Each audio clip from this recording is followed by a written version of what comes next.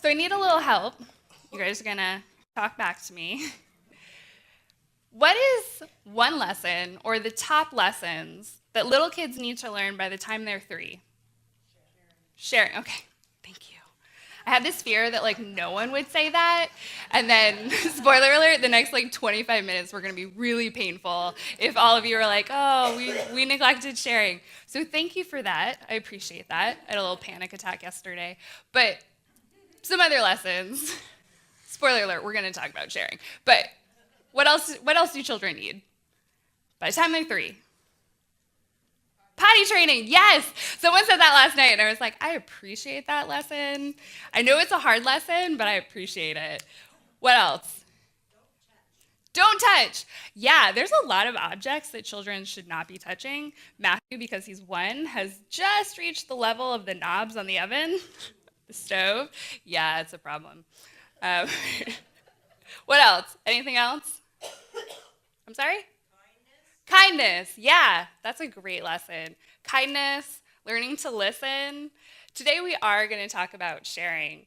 And hopefully sharing was on your list. Sharing is one of those life lessons that we learned when we were children.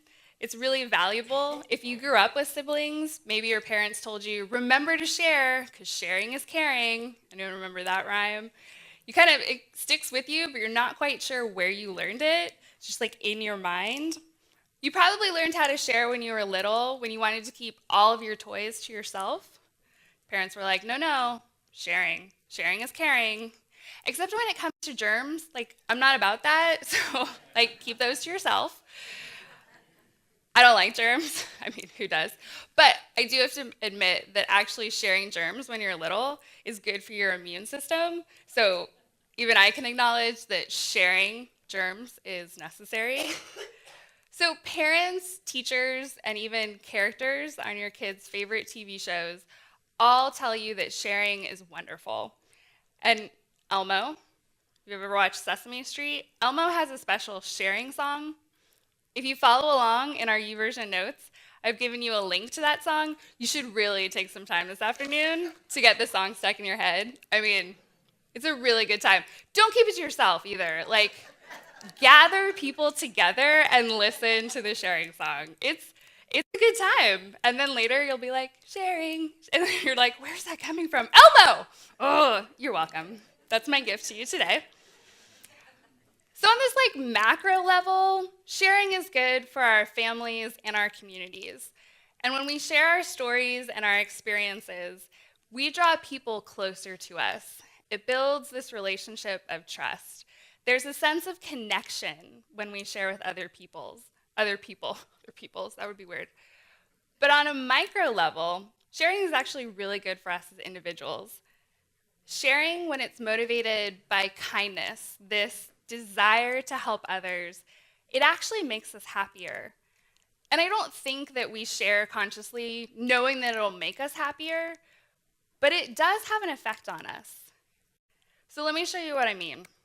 Past couple weeks, we've been doing this whole competition with the toy drive. Donuts, surprise. I mean, there's a lot of things I would do for a donut, but that's not probably why you brought in a toy. Maybe you did. I mean, if you're all about competition and donuts, I'm not going to begrudge you that. I can get behind that. But we know that that's probably not the driver for why you would actually bring in a toy. If you brought in a toy, you probably just brought in a toy because you know that sharing with a child can impact their life. Jesus spent most of his time with 12 guys. They traveled together, they learned together, they ate together. They also probably shared some inside jokes with one another. Essentially, they shared their lives with each other. And when Jesus was arrested, they gathered together to mourn and comfort one another. And throughout the years, I've also had a close-knit group of friends that have supported me through some really difficult times.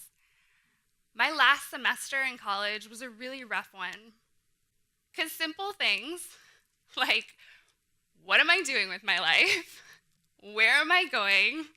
Am I even going to get a job? Small life questions.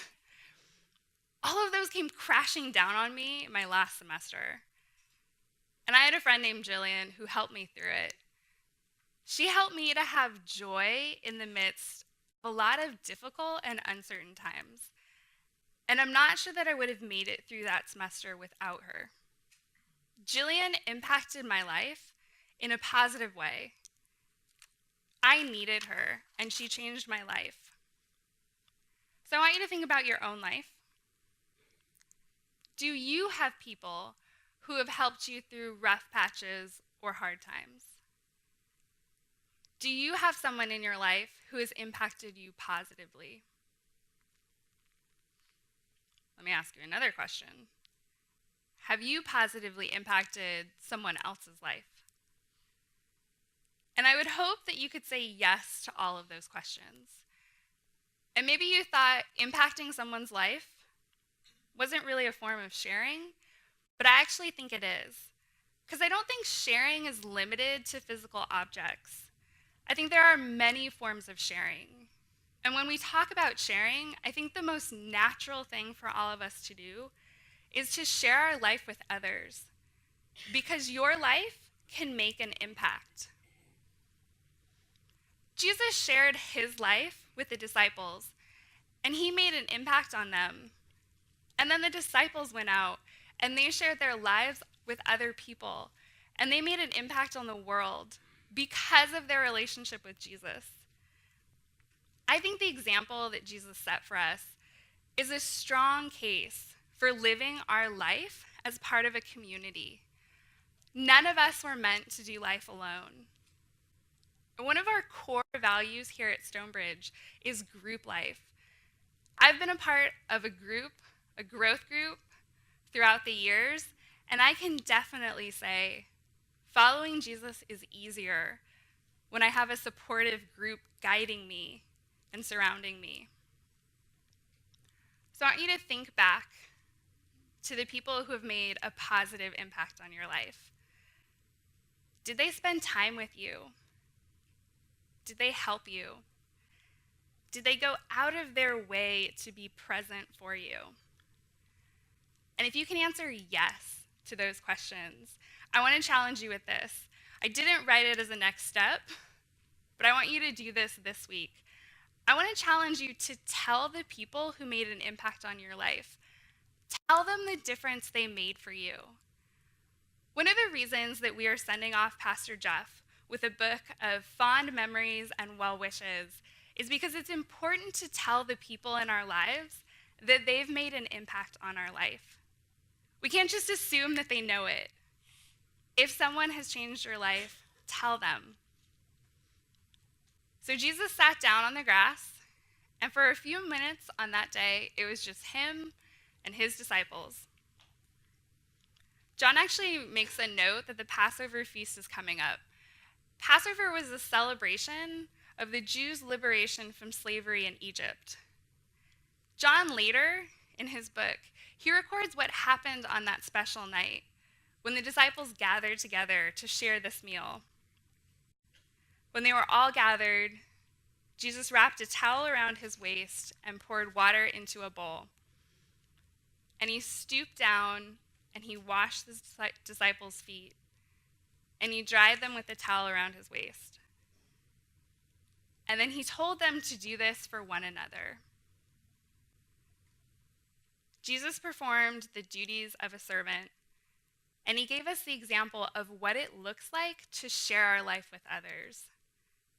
Jesus was saying, this is how you share your life with others. You help them, you serve them, and you make sacrifices for them.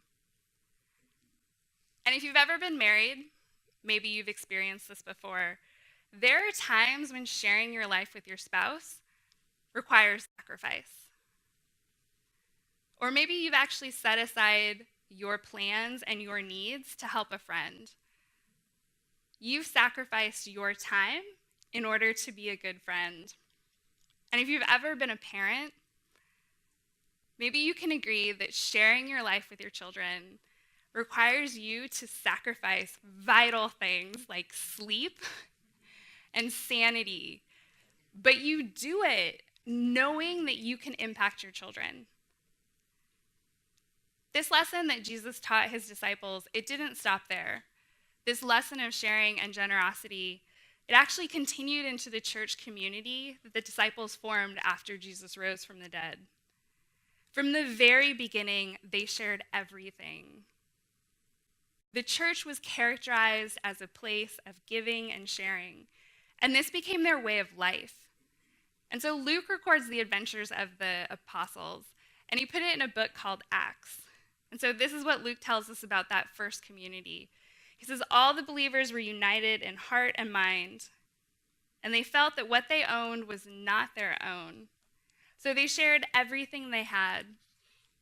The apostles testified powerfully to the resurrection of the Lord Jesus, and God's great blessing was upon them all. There were no needy people among them, because those who owned land or houses would sell them and bring the money to the apostles to give to those in need. This group of followers were so convinced that God would continue to provide for them, no matter how much they shared. They couldn't help but share if it meant that it would help others. I wonder if they were able to share because they remembered this day on a grassy hillside where before their eyes, Jesus multiplied loaves and fishes and fed 10,000 people. They took that experience of abundance and they lived it out in the community that they formed. John notes that the people ate as much as they wanted, and yet there were still some left over. I mean, how much did we just eat for Thanksgiving? As much as you wanted? I mean, I ate as much as I wanted and then some. It's probably a bad idea. But I think that was the same idea. They ate as much as they wanted, and yet there was still some left over. The community shared because they knew that they had more than enough.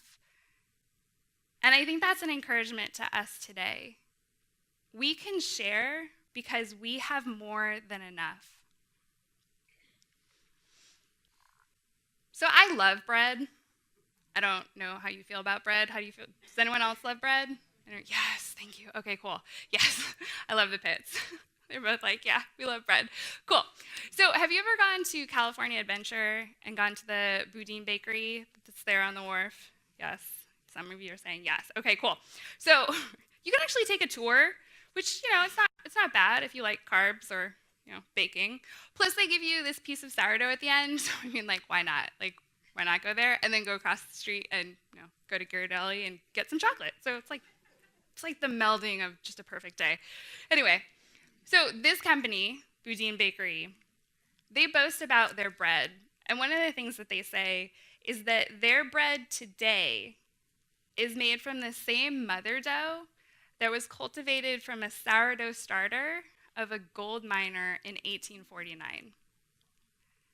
So for over 100 years, this company has relied on one source for their bread. To make a sourdough starter, you combine flour and water in a jar, kind of leave it in a warm place, and then the bacteria grows and it goes to town, and then it doubles in size. It's actually a pretty good science experiment if you want to do it. Some people give away portions of their sourdough starter.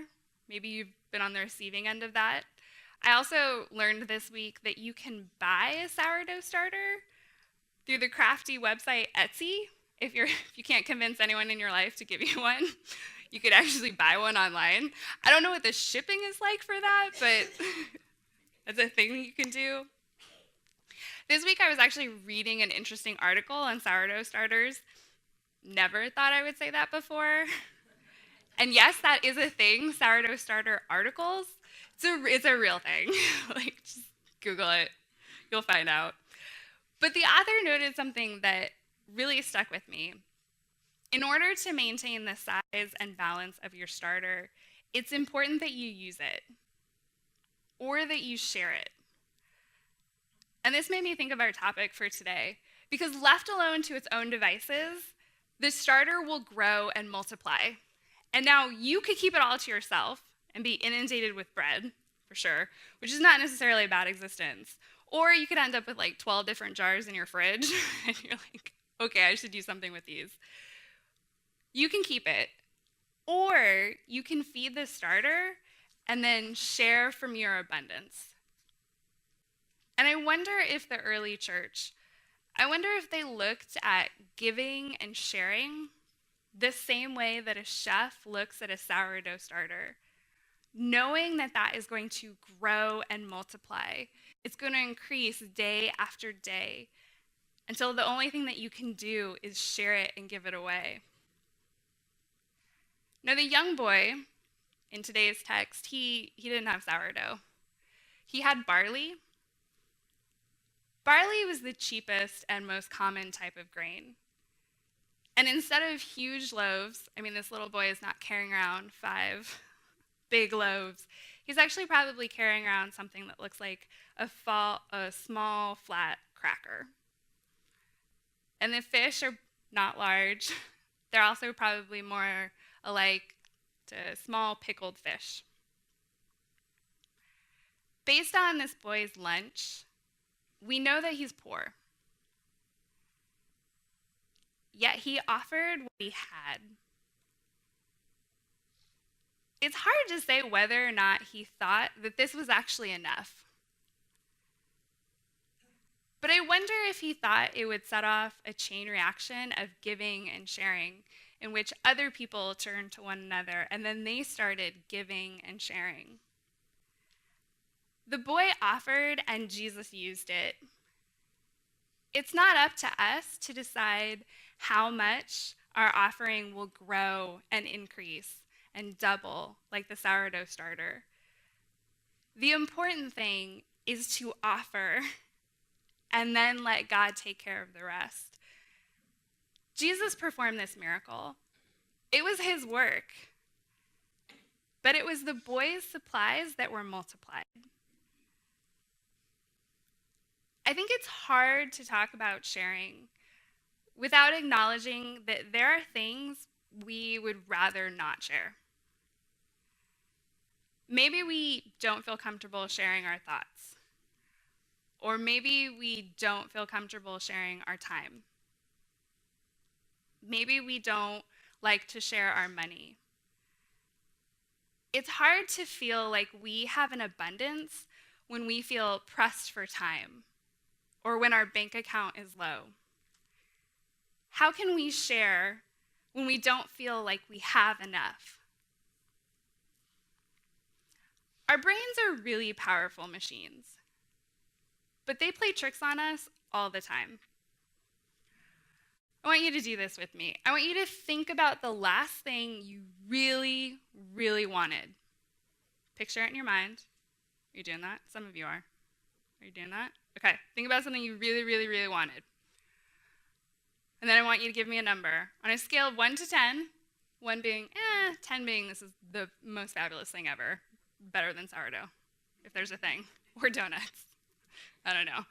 10 being the greatest, 1 being whatever.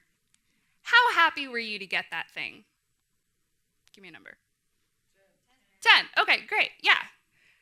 Anyone less than 10? It's okay if you're a 9 or an 8. We're not going to judge you. 8, you're like, yeah. So maybe you're at a 10 when you got a new iPhone.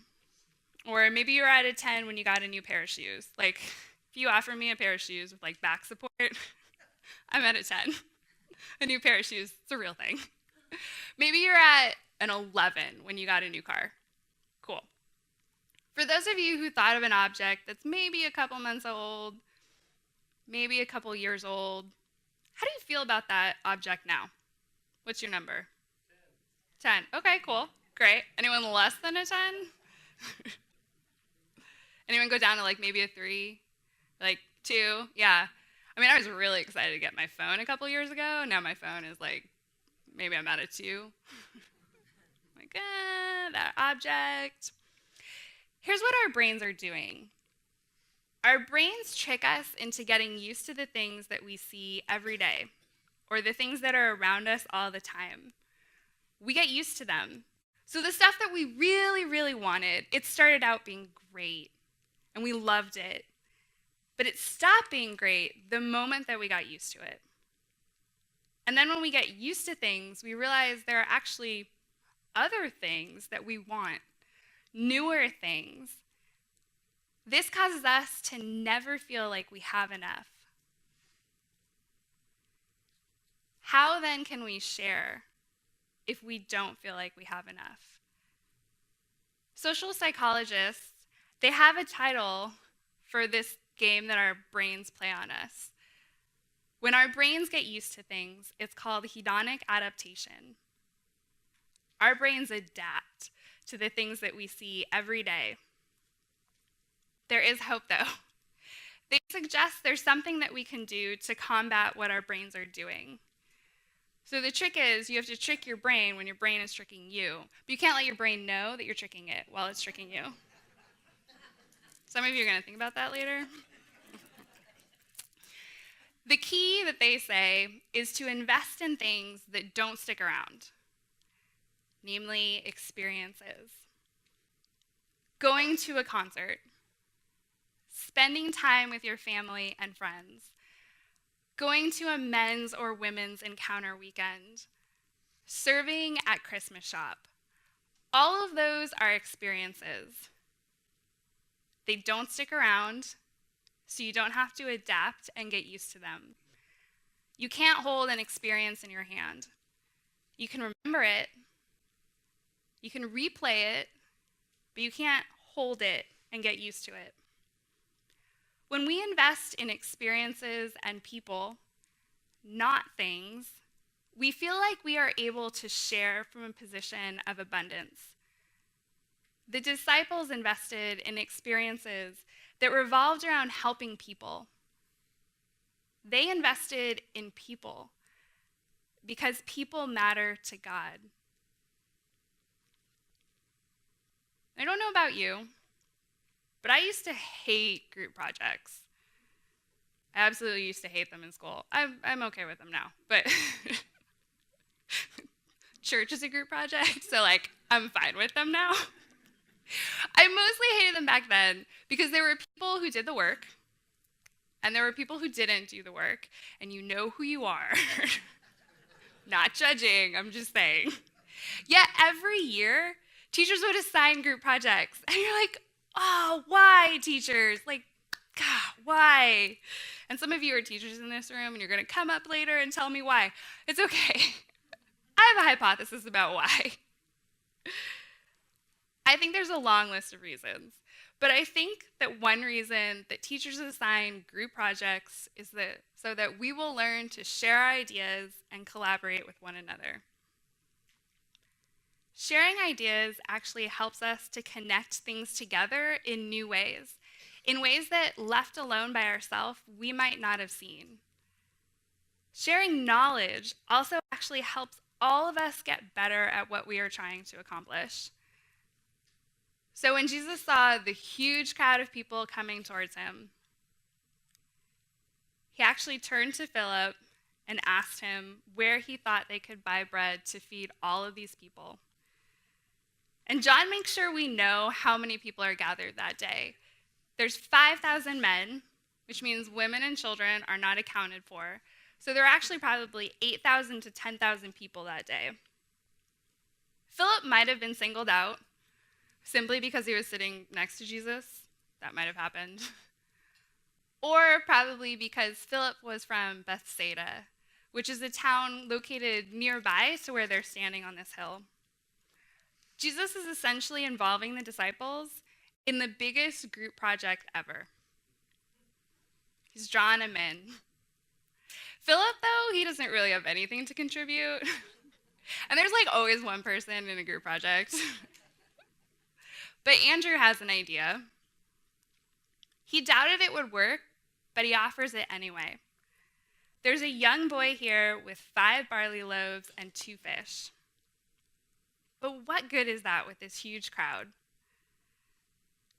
There are good ideas. There are bad ideas. And then there are crazy ideas. And there's always one person in a group project that has crazy ideas. You know it's true. Maybe you don't say that they're crazy. Maybe you're the one with those ideas. That's okay. I think Andrew's idea is one of those crazy ideas. Luckily, though, Jesus didn't think it was crazy. And I don't know what Andrew was thinking, but I think I can relate. There are times when I actually doubt that my ideas are going to be successful or that they're actually going to work. And I think our best ideas come when we are presented with a problem that needs to be solved. I think, though, that we get stuck when we convince ourselves a problem is too big, or it's too impossible, or it's too difficult, and we'll never be able to pull it off. And Jesus was actually the best at solving problems. I mean, I think that comes along with being God, so there's that. But you know what I find amazing about Jesus? He didn't solve all the problems himself. He didn't just walk into a room and make it better. Instead, Jesus invited his followers to be part of the problem solving. And when Andrew had an idea, even though he was afraid it wouldn't work, he offered his idea. He shared it anyway. And then Jesus took the idea and he ran with it. I think that's an encouragement to us today, to share our ideas.